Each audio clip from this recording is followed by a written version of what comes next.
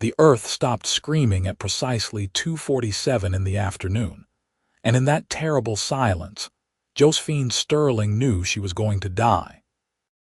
Dust choked the air so thick she could taste blood and copper on her tongue, and somewhere in the absolute darkness that pressed against her eyes like a physical weight, water dripped with the slow persistence of a funeral march. The Silver Queen mine had been her father's dream, then her burden, and now it would be her tomb. She tried to move her left arm and felt nothing but the crushing weight of timber and stone that pinned her against the cold earth. Her right hand was free, and she reached up through the darkness to feel the pocket of air above her head, maybe 3 feet high, maybe less. Not enough. Never enough. "Help," she whispered, then louder. "Help." But the word died somewhere in the thousands of tons of rock between her and the September sky she would never see again. Austin Fletcher had been halfway to Virginia City when he heard the boom roll across the Sierra Nevada foothills like God clearing his throat. He had pulled his horse to a stop on the dusty road and turned to look back toward Genoa, Nevada, where a plume of dust rose into the crystalline autumn air like a funeral pyre. His stomach had gone cold before his mind even understood why. The mines. It had to be one of the mines. He had wheeled his horse around without thinking, without questioning, his supplies for Virginia City forgotten as he drove his heels into the mare's flanks and sent her flying back down the mountain road. The Sterling silver mine lay on the eastern edge of Genoa, carved into the stubborn rock where the valley met the mountains, and as he rode closer, he could see people running, hear the shouts and screams that meant something had gone terribly wrong. Austin threw himself from his horse before she had fully stopped, his boots hitting the ground hard as he ran toward the mine entrance. Or what had been the mine entrance.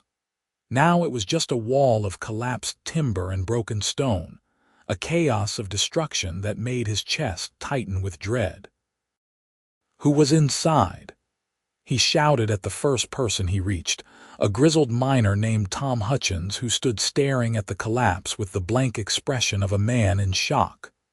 "Miss Sterling," Tom said hoarsely.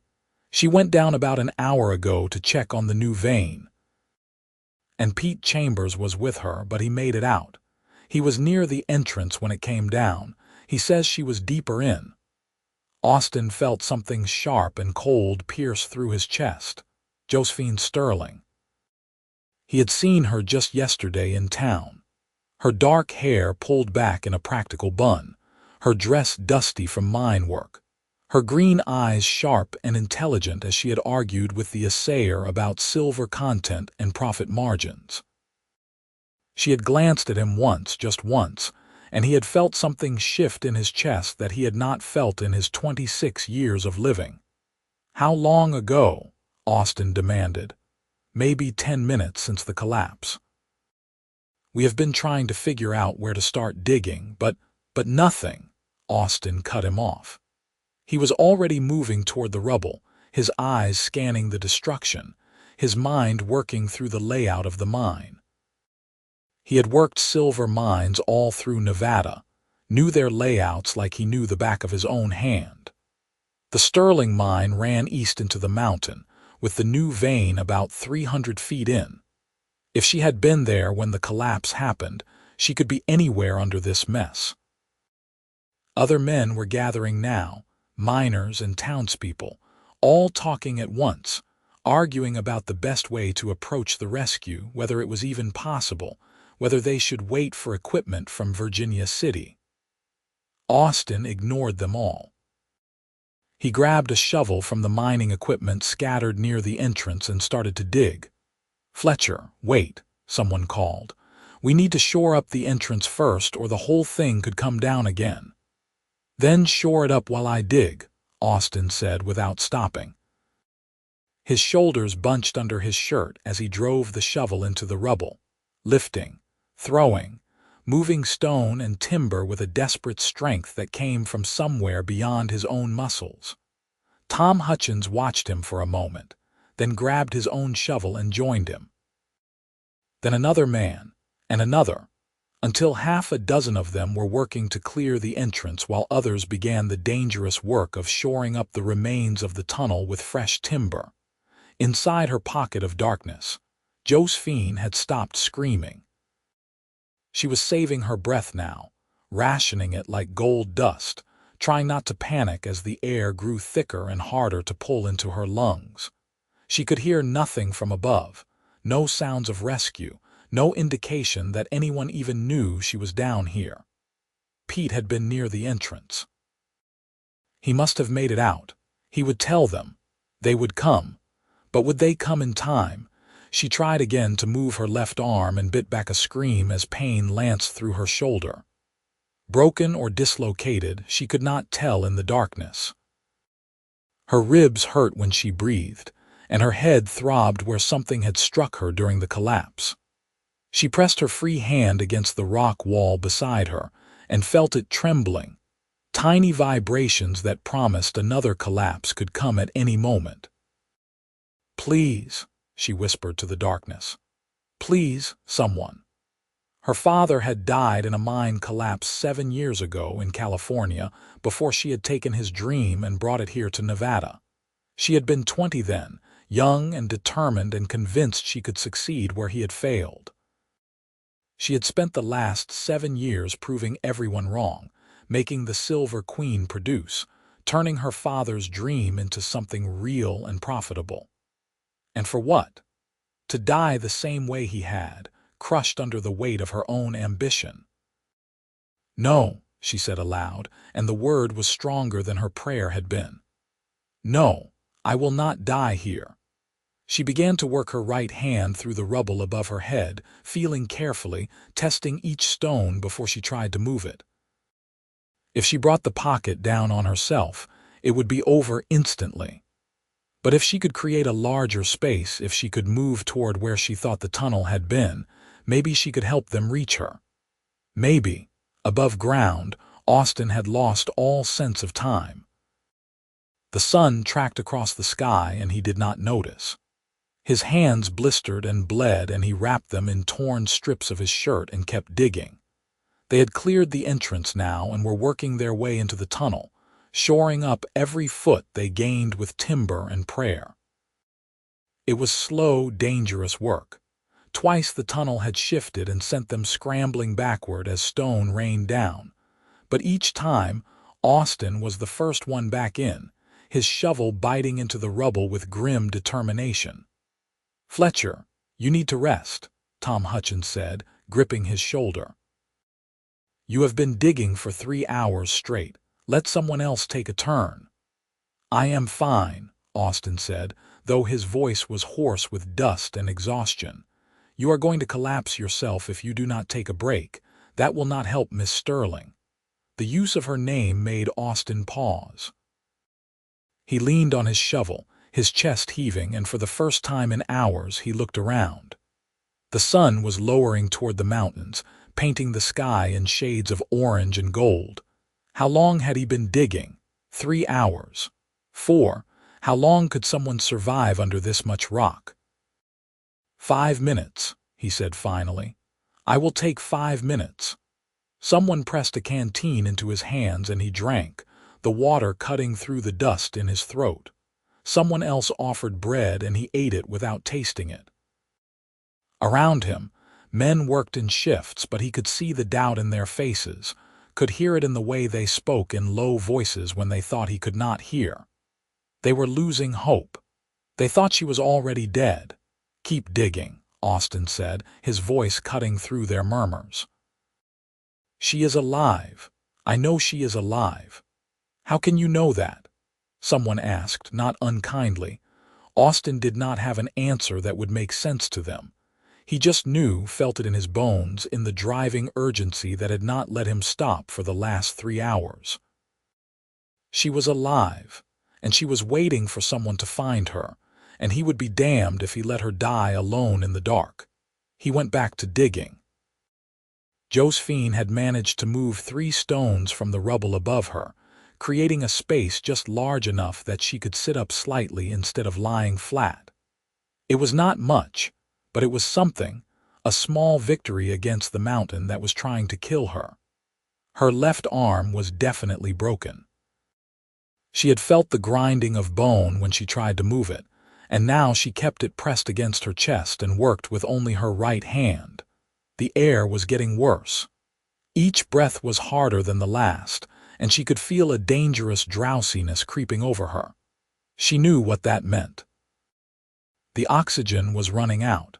She would fall asleep and never wake up, would die quietly in the dark while the mountain held her like a lover who refused to let go. "Stay awake," she told herself fiercely. "Stay awake, Josephine." She began to talk to herself, reciting everything she could remember. Poetry her mother had taught her before the fever took her. Scripture from the Sundays she had spent in the little church in Genoa. The essay reports from the last month, the numbers and percentages that meant life or death for her mind.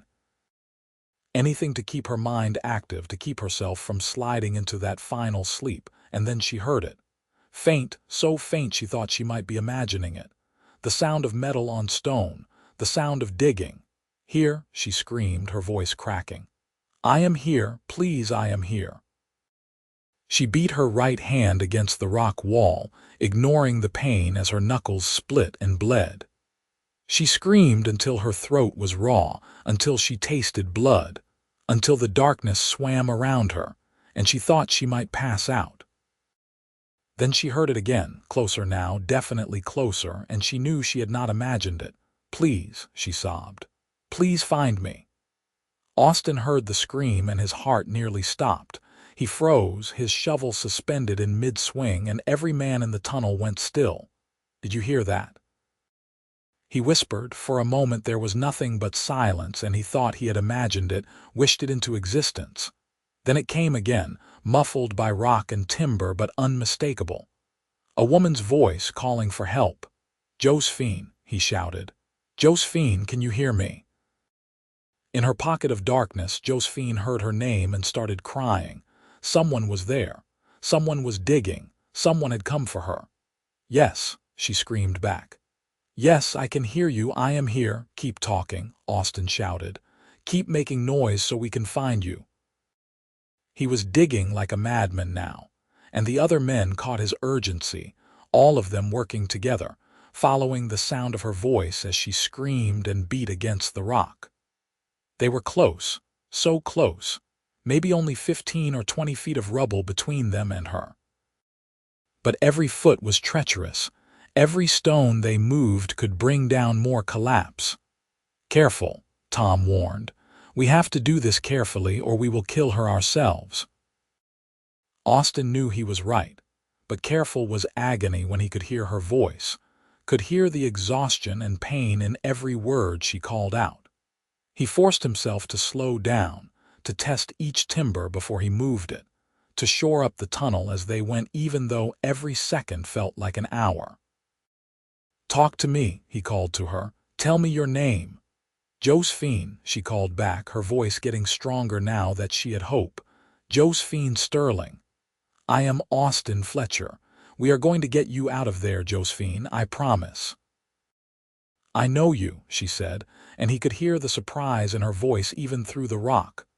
"I have seen you in town." "Yes," he said, driving his shovel carefully under a large timber. "I have seen you too." It was not the time for this conversation, not with thousands of tons of rock between them and death waiting in the wings. But he needed to keep her talking, needed to keep her conscious and aware, and so he kept asking questions and she kept answering, her voice a lifeline in the darkness. She told him about the mine, about her father's dream and her determination to make it succeed. She told him about the new vein they had found, the rich silver that had made her so careless she had gone deeper than usual to examine it. She told him she was scared, and he told her to hold on, just hold on a little longer. The sun had set outside, and they were working by lamplight now, the flickering flames casting wild shadows on the tunnel walls. Austin's hands were numb and bleeding, his back screamed with pain, but he did not stop. He could hear her so clearly now, could hear her breathing, ragged and labored, and he knew they were close. "I am tired," Josephine said, her voice suddenly quieter. "I am so tired, Austin." "Do not sleep," he commanded sharply. "Josephine, stay awake. Talk to me. Tell me about something you love." "Books," she said after a moment. "I love books. I have a whole trunk full of them. Novels and poetry and scientific treatises. People think I am strange because I read mining reports for pleasure." "I do not think you are strange," Austin said, his voice gentler. "I think you are remarkable." There was silence from the other side of the rubble, and for a terrifying moment he thought he had lost her. Then she spoke again, so softly he almost missed it. "Why did you come for me?" He did not know how to answer that, because he had seen her yesterday and felt something shift in his chest, because the thought of her dying alone in the dark was unbearable. Because from the moment he had heard about the collapse, every instinct in his body had been screaming at him to dig, to find her, to save her. "Because you deserved someone who would not give up," he said finally. He heard her crying then, soft sobs that twisted something in his chest. He wanted to comfort her, wanted to hold her and tell her everything would be all right, but there were still feet of rock between them. So he kept digging, and she kept crying, and somewhere around midnight they broke through. Austin's shovel punched through the last of the rubble and struck empty air. He dropped to his knees and tore at the stones with his bare hands, widening the hole, and then he saw her. She was covered in dust and blood, her left arm cradled against her chest, her face pale in the lamplight. But her eyes were open and green and alive, and they fixed on him with an intensity that stole his breath. "Hello," she whispered. "Hello," he whispered back. He reached through the hole, and she reached up with her good hand. And when their fingers touched, he felt something electric pass between them, something that had nothing to do with rescue, and everything to do with the way she was looking at him like he had hung the moon. "Let us get you out of there," he said, his voice rough with emotion. It took another hour to widen the hole enough to pull her through, and when they finally did, Austin caught her as she emerged, lifting her carefully out of the rubble and into his arms. She was shaking, her whole body trembling with exhaustion and shock, and he held her close to his chest as they made their way back through the tunnel to the entrance. When they emerged into the night air, the crowd that had gathered erupted in cheers. Tom Hutchins clapped Austin on the shoulder, and someone ran to fetch the doctor, but Austin barely heard any of it. He was looking down at Josephine, at the way she had her face pressed against his chest, at the way her hand was gripping his shirt like she was afraid to let go. "You can put me down now," she said, but she made no move to pull away. "I know," he said, but he did not put her down. The doctor arrived and insisted on examining her, so Austin finally, reluctantly, set her down on a bench outside the mine office. Her left arm was broken, 2 ribs were cracked, and she had a concussion, but she was alive. Against all odds, against all expectations, she was alive. "You should be dead," the doctor said bluntly as he wrapped her arm. 6 hours under that much rubble with limited air. You should be dead." "I am stubborn," Josephine said, and her eyes found Austin's across the room. "And I had a reason to hold on." Austin felt heat rise in his face, but he did not look away. He had spent 6 hours digging through rock and timber to reach her, and now that she was here, alive and whole, he found he had no idea what to say to her. The doctor finished his work and gave her laudanum for the pain, which she refused. She wanted to stay clear-headed, she said. She wanted to understand what had happened to her mine. "It was the new vein," Tom Hutchins explained. "We were too aggressive with the excavation, weakened the support structure. It was my fault, Miss Sterling. I should have been more careful." "It was not your fault," Josephine said firmly. "It was mine. I pushed too hard. I wanted that silver so badly I took unnecessary risks. My father died the same way, and I swore I would never make his mistakes, but I did. You are alive, Austin said quietly. That is what matters. She looked at him then, really looked at him, taking in his bleeding hands and his dust-covered clothes and the exhaustion that lined his face. You dug me out. Yes, for 6 hours. Yes. Why? It was the second time she had asked him that, and this time he had an answer. Because from the moment I heard about the collapse, I could not imagine a world where you were not in it. The silence that followed his words was absolute. Every person in the room was staring at them, but Austin did not care. He had nearly lost her today, had spent 6 hours thinking she might die before he could reach her, and he was not going to waste another moment pretending he did not feel what he felt. Josephine's eyes were bright with tears, but she was smiling. That is the most romantic thing anyone has ever said to me. It is the truth, Austin said simply. She stood up, swaying slightly, and he was beside her in an instant, his arm around her waist to steady her. She leaned into him, her good hand coming up to rest on his chest, and he could feel the rapid beat of her heart against his ribs. "Take me home," she whispered. He did.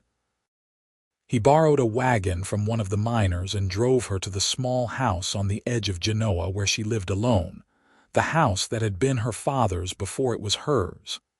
He helped her inside and settled her on the sofa, and when he turned to leave, she caught his hand. "Stay," she said.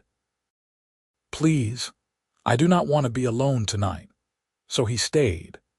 He sat beside her on the sofa and she leaned against his shoulder, and they talked as the hours passed, and dawn painted the sky in shades of pink and gold. She told him about her life, about her father and her mother, and the years she had spent trying to prove she could succeed in a man's world. He told her about his own past, about growing up in Missouri and coming west after the war, about the years he had spent drifting from town to town, never quite finding a place that felt like home. "What were you doing in Genoa?" she asked. "Passing through," he said. "Or I was. I was on my way to Virginia City when I heard the explosion. And you turned around." I could not turn around. She was quiet for a moment, her fingers tracing idle patterns on his hand. "What will you do now?" "I do not know," he admitted. "What do you want me to do?" She turned to look at him, and the expression in her green eyes made his heart stutter. "I want you to stay, here in Genoa, with me." "Josephine, I know it is fast," she interrupted. "I know we barely know each other. But you spent 6 hours digging through rock to save my life, and I spent those same 6 hours listening to your voice and thinking that if I died, I would regret never having the chance to know you. I do not want to have any more regrets, Austin. Life is too short and too uncertain." He cupped her face in his battered hands, his thumb brushing across her cheekbone. "I will stay," he said, "for as long as you will have me." She kissed him then, soft and sweet and full of promise, and he felt something click into place in his chest, some piece of himself he had not even known was missing. The weeks that followed were a strange and wonderful blur. Josephine's arm healed slowly, the cast heavy and awkward, but it did not stop her from returning to work on the mine. They had to excavate the collapsed section, shore up the damaged tunnels, and redesign the excavation plan for the new vein. It was expensive, time-consuming work, and there were moments when Josephine worried the Silver Queen would never recover. But Austin was there beside her every step of the way. He proved to be as knowledgeable about mining as she had hoped, his years of experience in Nevada silver mines invaluable as they worked to make the Silver Queen safe and profitable again. More than that, he was patient with her frustration, steady when she panicked about money and gentle when the nightmares woke her in the middle of the night, dreams of darkness and crushing weight that left her shaking and afraid. "I am here," he would whisper, holding her close. "You are safe. I have got you." The town of Genoa watched their courtship with interest and approval. It was impossible to miss the way Austin looked at Josephine, the way he was always at her side, the way he had moved from the boarding house into the small cabin next to her property so he could be close if she needed him. It was equally impossible to miss the way Josephine bloomed under his attention, the way her smile came easier now, the way she reached for his hand without thinking whenever they walked through town together. 3 months after the collapse, on a cold December day with snow dusting the Sierra Nevada peaks, Austin asked her to marry him. They were standing at the entrance to the Silver Queen, watching the miners haul out the first loads of ore from the reopened vein, the silver glinting in the winter sunlight. "This is going to work," Josephine said, her voice filled with wonder. "We are actually going to make this work."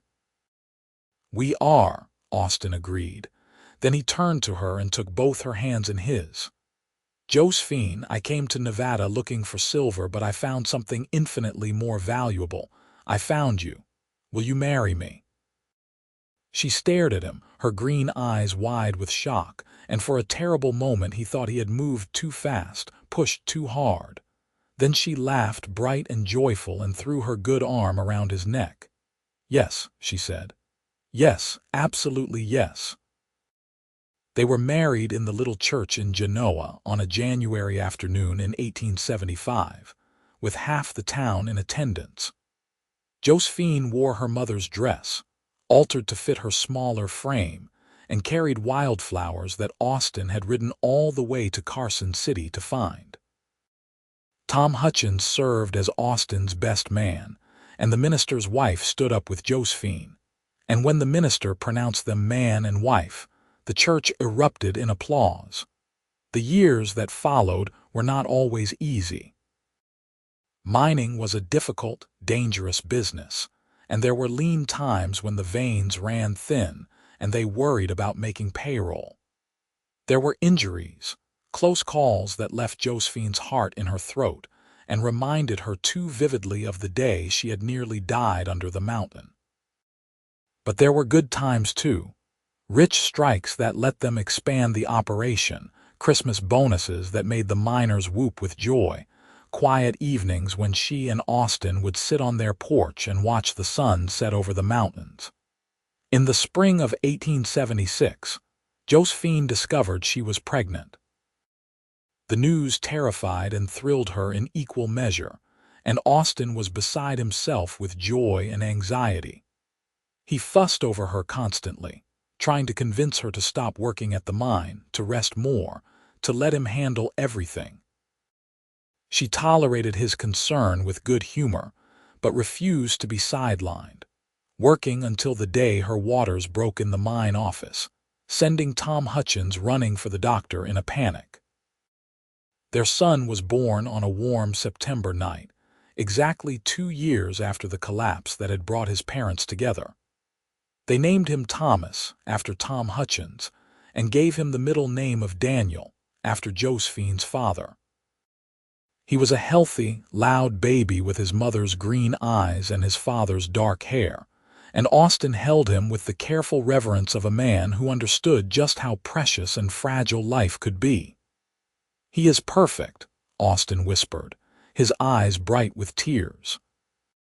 "He is ours," Josephine said, and kissed her husband's cheek. 2 years later, a daughter followed, small and fierce and determined from the moment she drew her first breath. They named her Margaret, after Austin's mother, and she grew up running through the mine like she owned it, fearless and wild in a way that both terrified and delighted her parents. The Silver Queen thrived under their joint management, becoming one of the most productive silver mines in Nevada. They hired good men and paid them fair wages, invested in safety equipment and proper shoring, and never, ever took unnecessary risks.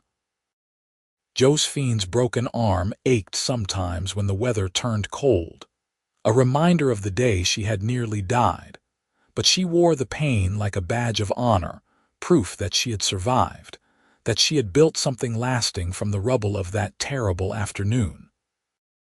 In 1880, when Thomas was 4 and Margaret was 2, they bought the property adjacent to their house and built a larger home, one with enough space for their growing family and the life they were building together.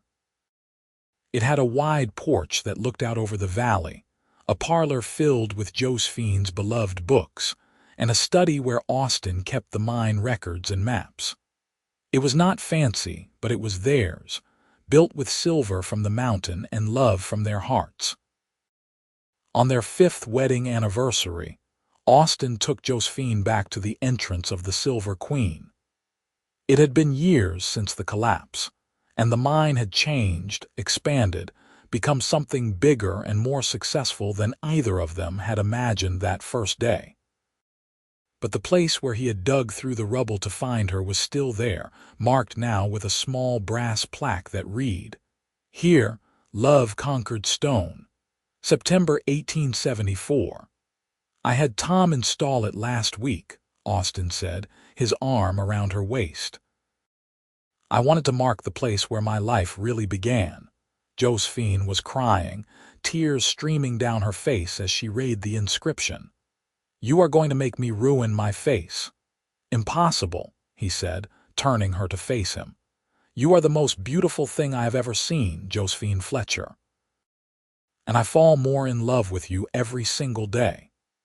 She kissed him there, at the entrance to the mine that had nearly killed her and the place where her life had been saved, and she thought about fate and choice, and the strange ways that love could find you even in the darkest places. The years continued to pass, marked by the seasons and the steady rhythm of their life together. Thomas grew tall and serious, fascinated by engineering and determined to modernize the mine's operations. Margaret grew fierce and independent, more interested in horses than silver, but devoted to her family with a loyalty that reminded everyone of her mother. In 1885, another son arrived, unexpected and welcome, and they named him James.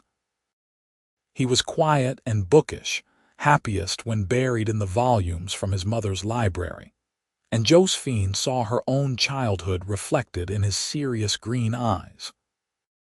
The mine eventually played out, as all mines do, but by then they had diversified, buying property in Genoa and investing in the businesses that served the growing town. They were not wealthy by Virginia City standards, but they were comfortable, secure in a way that neither of them had been when they first met. Austin's hair went gray at the temples, and Josephine developed laugh lines around her eyes from all the years of smiling. They grew older together, their love deepening with time and familiarity, each day a gift they never took for granted. On cold winter nights, when the snow piled high outside and the fire crackled in the hearth, they would sit together and remember that September afternoon when the mountain had tried to take her, and Austin had refused to let it. "You ever regret it?" Austin asked once, his arms around her as they watched the snow fall. "The mine, the collapse, all of it. Never," Josephine said firmly. "Not for a single moment. That day brought me you. How could I ever regret that?" In 1895, on the 21st anniversary of the collapse, they gathered their grown children and their grandchildren at the entrance to the old Silver Queen. The mine had been closed for years now, the tunnels sealed to prevent accidents, but the plaque still gleamed at the entrance, polished regularly by Austin's careful hands. Thomas was there with his wife and 2 young sons. Margaret had married a rancher from Carson City and brought her 3 daughters. James, still single and devoted to his books, stood beside his parents with quiet pride. The afternoon sun was warm on their faces as Austin told the story again, the story of the collapse and the rescue, of 6 hours of digging, and the woman who had waited in the darkness.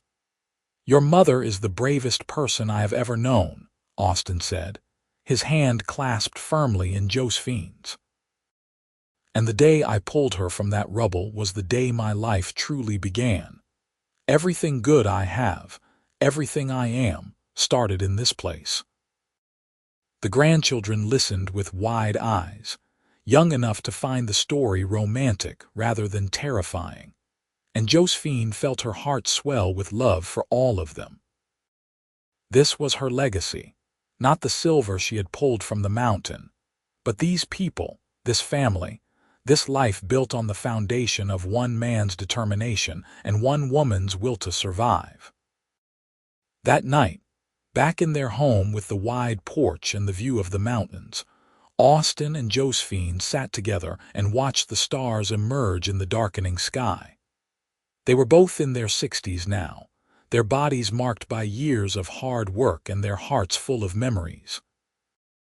Austin's hands were still scarred from that day he had dug through rock to reach her, and Josephine's arm still ached when storms rolled in from the mountains.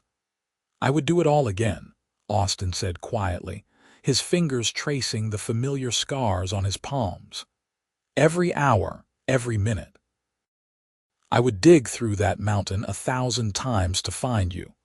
Josephine leaned her head on his shoulder, her hand finding his and holding tight. "And I would wait in that darkness forever, knowing you were coming for me." They sat in comfortable silence as the night deepened around them.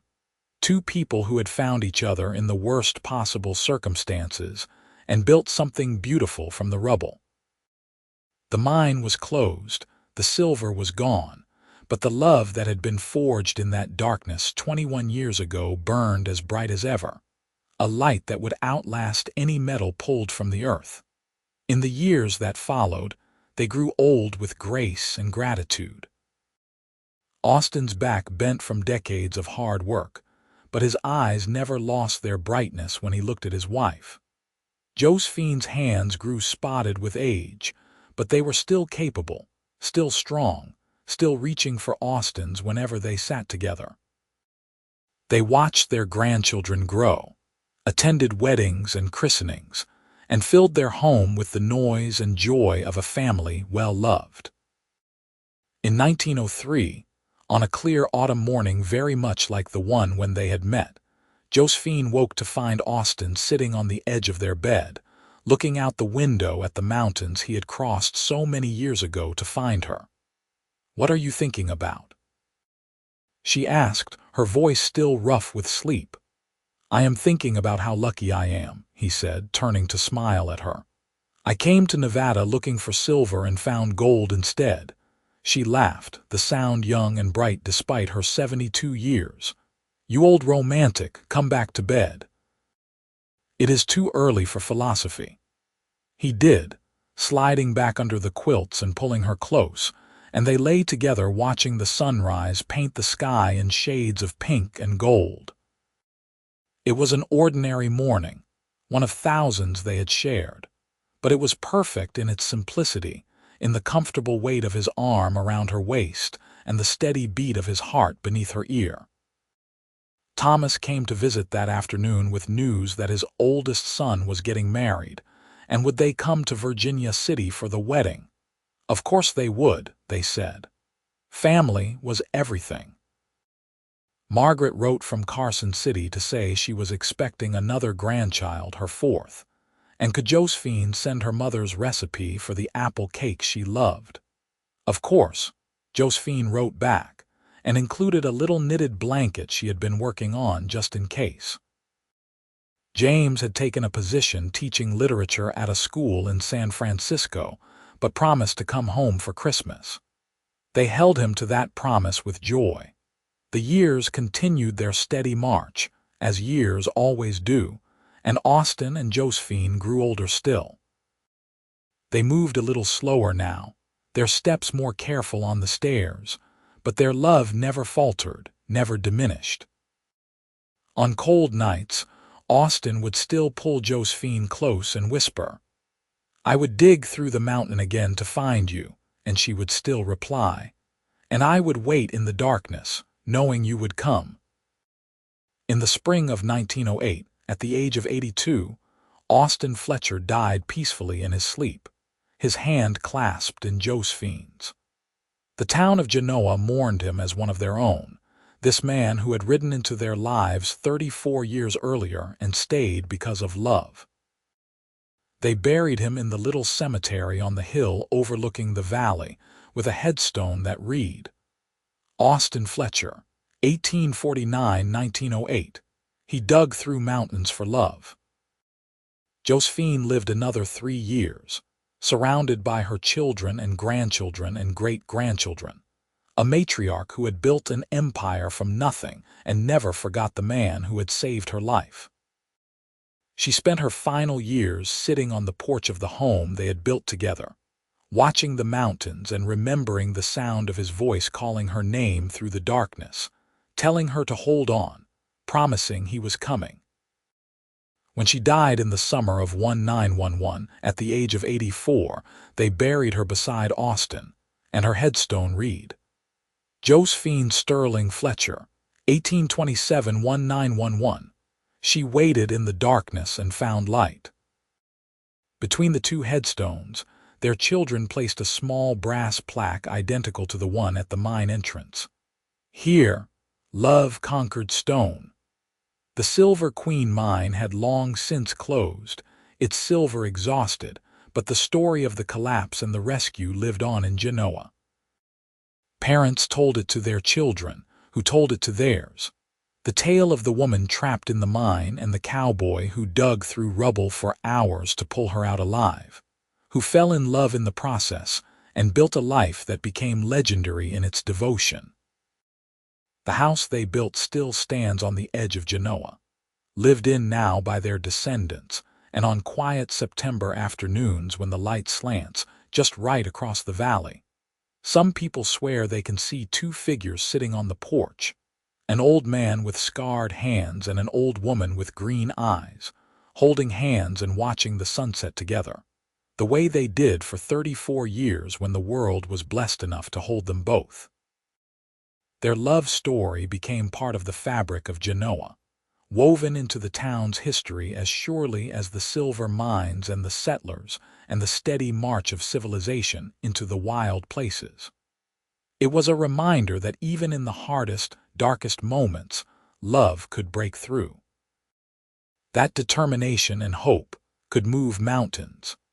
That sometimes the most precious things we find are not the ones we were looking for, but the ones that find us when we are brave enough to dig through the rubble and reach out our hands into the darkness.